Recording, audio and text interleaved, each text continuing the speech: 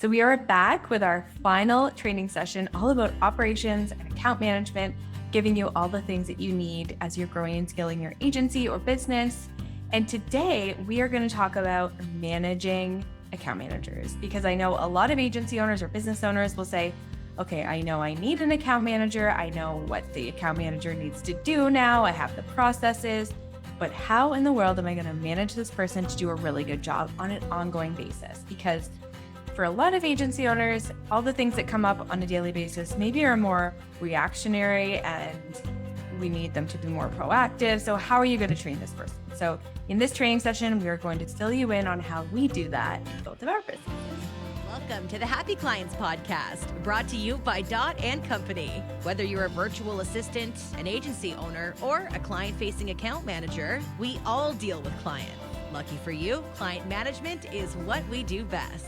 Now, let's dig in, chat cam life, and have some fun along the way. Cheers to happy clients.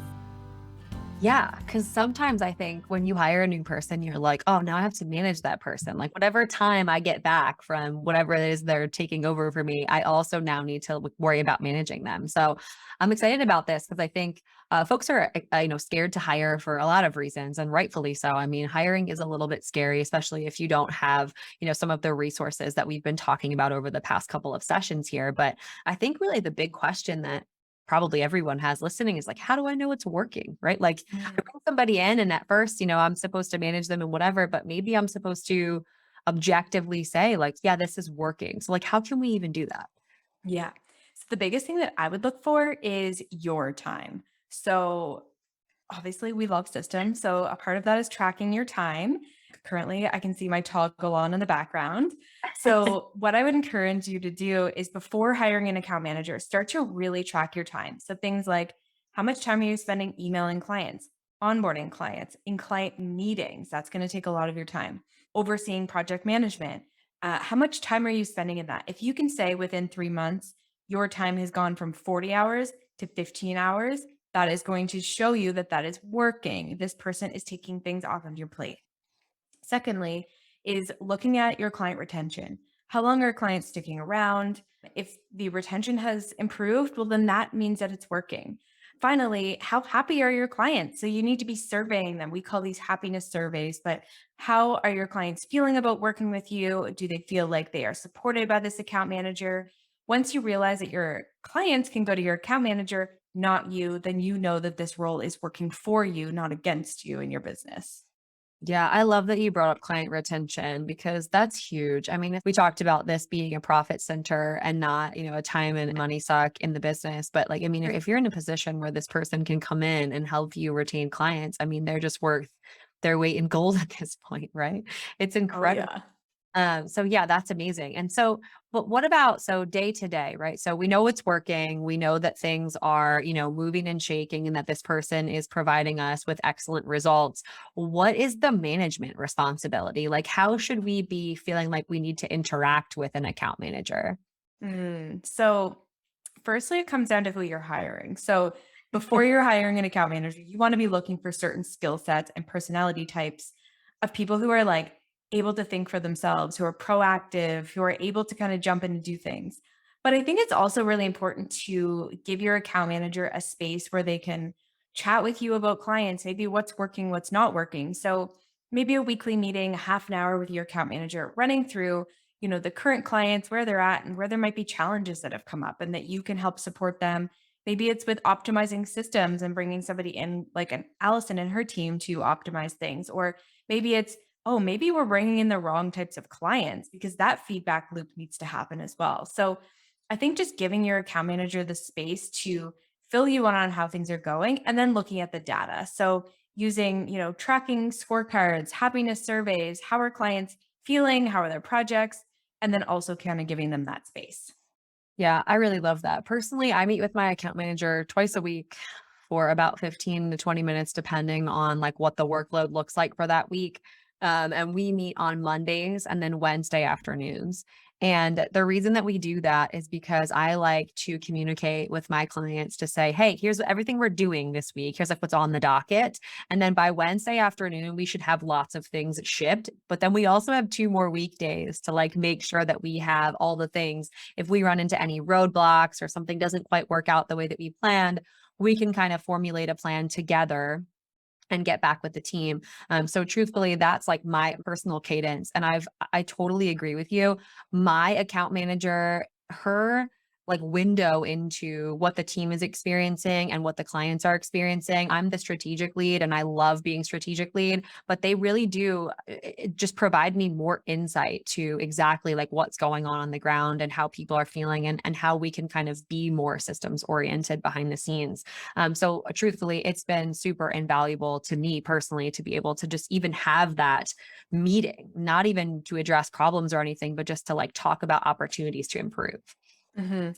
And for those who are maybe have that white knuckle grip on your agency, on your clients, that will help you relinquish some of that control by knowing that 2 to 3 times a week, I'm getting an update with my account managers. I'm not going to lose control. So, kind of having those on your schedule will help you over time, build trust with your team, let go of a bit of control, and know that they've got it. Yeah. Yeah. So when we're talking about managing, I know you manage the back of house operations, numbers, all that stuff. Is there a certain ROI you want to see with account managers, or are there any metrics that we should be tracking in Totally. terms of that? Yeah, if you're talking about utilization here, I mean, this is a big one. If you're measuring utilization in your agency for your fulfillment team, right? The fulfillment team should be, if you're paying someone to do on-page SEO for your agency, they should be working on that. I would say 80% and above of the time, especially if you are bringing on an account manager who's able to kind of take over that administrative back and forth between the clients, if they're able to take on some of the communication, some of the project management, things. Obviously, those are some of the biggest things they can take on. You should see your utilization rate for the rest of your team creep up for sure. So return on investment wise, right? That if you're doing billable hour for your agency, that is 100% going to give you a huge return with billable hour.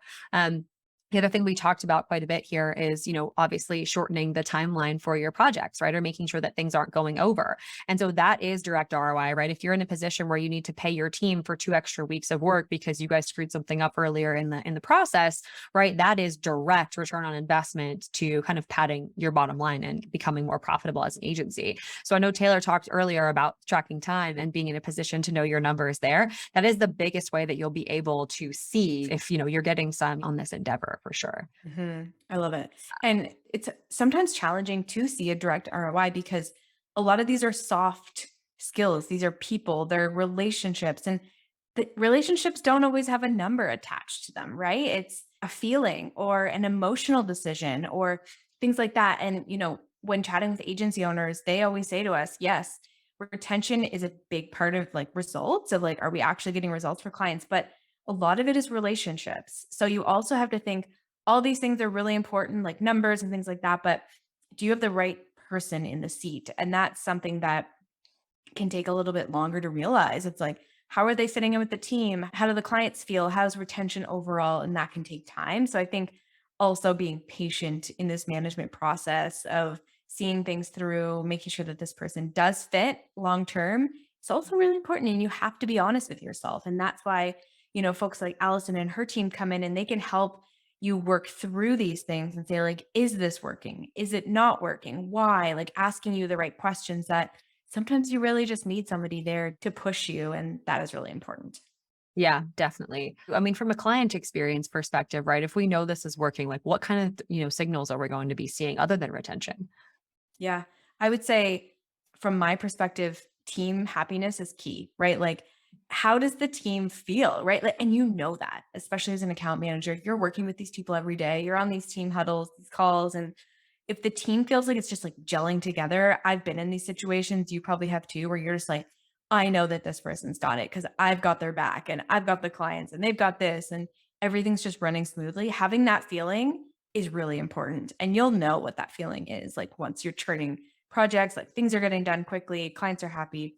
But then on the flip side, how are clients reacting to you? Do you feel like they're pushing back on things, or do you feel like they're like leaning into you as the account manager, knowing where things are at. And that comes with time, of course, but are you proactively updating them on projects? Does the relationship gel? And those are things that take time, but you'll kind of have this gut feeling. Yeah, definitely. I think too, if clients are still coming back to you, right, and Mm, trying to still communicate with you, maybe there's something broken there. And maybe it's not just the client, maybe it's not the account manager necessarily. Maybe it's the process and maybe it's, being proactive and reaching out to them. But I've always found, at least in my experience, that whenever you bring in a new account manager and they're doing really well, they're getting back to clients really quickly and things are moving really, really smoothly, the clients are actually more likely to just release, right? And say, okay, we'll go and hang out and communicate with this account manager versus, calling you on your cell at 2 in the afternoon and yes. figuring those types of things out. So if you still are getting some resistance around that, perhaps it's time to sit down with the account manager and think through, okay, how could we be a little bit more proactive with the clients? Um, I think that there are always going to be opportunities to improve the process, especially like we talked about last time. I mean, especially as you go and your agency gets bigger and perhaps you have several account managers, there's always going to be an opportunity to make sure that the process is a little bit better. But I think from a management perspective, knowing your numbers is going to be just so, so huge. So if that's not shored up behind the scenes first, that might be one of the things that you start to kind of look at and say, like, okay, what is my billable hour? What is my team utilization? How much time do I spend, inside of client projects versus outside of client projects? You'll start to tally some of that stuff up and really see the opportunity here. The other big thing too that I see when I say, like, is this going well, is like, are my projects like, can I come into a project and see, like, okay, this is where this is at within just a few minutes of being able to poke around? Because I don't know about like the people listening or like you, Taylor, but I used to come into projects and be like, where is that one thing that I said the other day? And blah, blah, blah, blah. And my team would get so annoyed with me. They'd be like, you have no idea what's going on. Let's just hop in a quick meeting or whatever that was. And so now, whenever I come into our project boards with our clients, I'm like, okay, I get this. This is where this thing is at, and I can kind of see the comments and things. So how have you seen kind of that work out in terms of management? Like, I feel like project management has to be like spick and span. Oh yeah, like even internally we see it's taken a while to really like push everything into one place, right? Like housing every all projects in the project management software in one place so then it's quickly like visible, right? Like where is this at? Because as a leader in a business, if you don't want to be a micromanager, the only way to get there is by having visibility and trusting your team and knowing that everything's taken care of and it's organized. But if you feel like everything is running in every direction, you're going to want to micromanage and hold on to all that control. Like you said, Allison, like you're going to jump in and be like, where is this? Versus being like, I know that everything is in Asana, for example. And just like having that gut feeling of like, I can sit back, relax, do what I need to do without micromanaging the team. Yeah, yeah, totally. I wonder if someone has an account manager right now and they need to wonder like what to maybe change or if something's working, like what advice would you give to that person? Yeah, I would say maybe finding somebody outside the business to come in and help you. Like people like you, Allison, or like there's tons of consultants out there who can come in and just take a look and say, okay, is this working or not working? We do a lot of coaching and training for account managers. So when it comes to like that side, we can definitely help. But I think it takes a fresh set of eyes to come in and say, like, how are your processes working? How happy are your clients? And maybe you don't have these things set up already, then you definitely need somebody to help with that. That would be my suggestion. Yeah, that's such a great point. I think too, we get so bogged down in the day to day of a lot of our businesses. And I mean, like, it's sometimes difficult to see the forest through the trees. And I think something like the training that you do with account managers is so critical to say, okay, I've seen so many businesses going through similar struggles, right? But really, we've only experienced like our business going through this particular struggle. I think a lot of agency owners could definitely moonlight as strategic, voices for other agencies, right? And kind of Yeah. delivery and strategy and all those things. But when it comes to running the business and managing a team, I agree. I think having someone kind of come in and say, objectively, how is this looking? Or objectively, what are our numbers? And it's going to just provide so many insights for sure. Yeah, I definitely agree. Just having that second set of eyes is really crucial. But let's kind of talk about tools that people could kind of use today in their business that could help them with, let's say, systems or account manager training. Alyson, I know you guys have kind of pulled all of your brains together and resources together, but kind of fill us in on that. Yeah, totally. So I think it's tough. I mean, like I said before, you start a business and then you kind of end up running with something that, kind of just transforms overnight. And then all of a sudden you feel like you're just kind of in the weeds of things and trying to make the best decisions without a ton of time to really just get your head around kind of what the best practices are and where even to go and what even to use. So what we again help business owners do behind the scenes is really just kind of shore up those things and really put some systems and processes in place to make really solid objective decisions about the business and where to go next, and really look at things and say, okay, definitively, I know this is working because of X, Y, or Z, or I know this is not working because of X, Y, or Z. And the clarity that comes with some of that stuff is honestly transformational, especially when we're starting to talk about bringing on, people like account managers and growing our businesses systematically. It's just going to give a lot of peace of mind. So we pulled together something called the Better Business Bundle. It's an amazing opportunity. I think you can kind of grab anything related to project templates, SOPs that you could use to run your team, any reports around financials and utilization and all the things that we've been talking about, like kind of grabbing all those numbers, along with some helpful trainings to show you like how to use the tools. I'm also a huge fan of integrations and making people's lives a lot easier with administrative kind of back and forth and admin input. So there's a lot of that sort of stuff in there, but really it's just a compilation of all the things that I've found make agencies run easier. And so you can kind of just swipe and deploy those into your business. I think when we start to talk about preparing account managers and preparing our businesses for account managers, it's super crucial that we start to look at the systems that are going to hold them up. But also too, on the flip side of things, really look at, making them, the people, right, ready and training them. And I know, Taylor, that you have a lot of resources there too. So tell us about Yeah. that. Yeah. So account management, like we've been talking about over these 3 sessions, is like a soft skills training plus systems and operations, like hard skills, I guess you call it. So for us, like finding a way that we could duplicate ourselves and train other account managers in a way that we want them to be working was really like an effort of taking our brains and putting it into a training program.